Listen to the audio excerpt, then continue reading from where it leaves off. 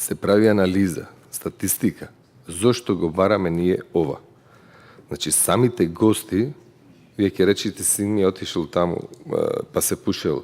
Па луѓе пушат, не пушат духови. Разбирате, луѓето пушат, луѓето барат. Значи, ние немаме потреба од пушачи, али луѓето сами го наметнуваат тоа како потреба за пушење. Значи, ние исто така во однос на казните кои се ригорозни, значи ние да изиграваме обезбедување, полиција или ние да се замерваме со гостите да ја угасни цигарата или не, значи тоа не е наша работа.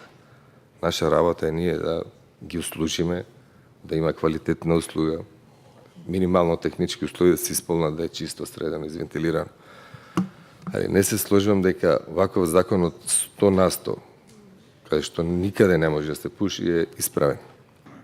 Секако беше кажано дека законот нема да влијае на непушачите, никако нема да го смени нивниот статус во гостителските објекти. Меѓутоа, нашата обврска како доктори не е да се грижиме само за непушачите, секако, пасивното пушење е многу важно. Нашата обврска е да се грижиме и за пушачите, а пушачите ќе добијат со секое олеснување на условите да пушачите можат поудобно да пушат, подразбира поголемо конзумирање на цигари од нивна страна и нормално поголеми инциденции или поголеми услови да се формираат сите овие болести за кои што зборуваме и кај нив. Така што ние не можеме да се фокусираме само на непушачите, наш фокус се сите граѓани на оваа земја, а особено пушачите, бидејќи тие се нашите потенцијални пациенти во врска со оваа проблематика.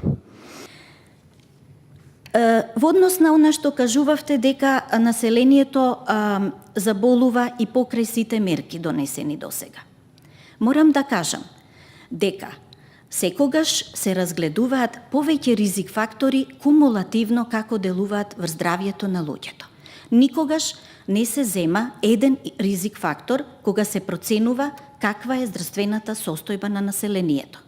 Кумулативниот ефект на аерозагадувањето, неправилната исхрана, пушењето, диабетот, слабата физичка активност, хиперлипидемијата, мастите во крвта, хипертензијата, ако се земат сите заедно, дефинитивно ние ќе имаме проблем со идни генерации. Зошто е зголемена смртноста? И заради староста на нашето население. Не е само пушењето ризик фактор за зголемената бројка на починати во нашата држава.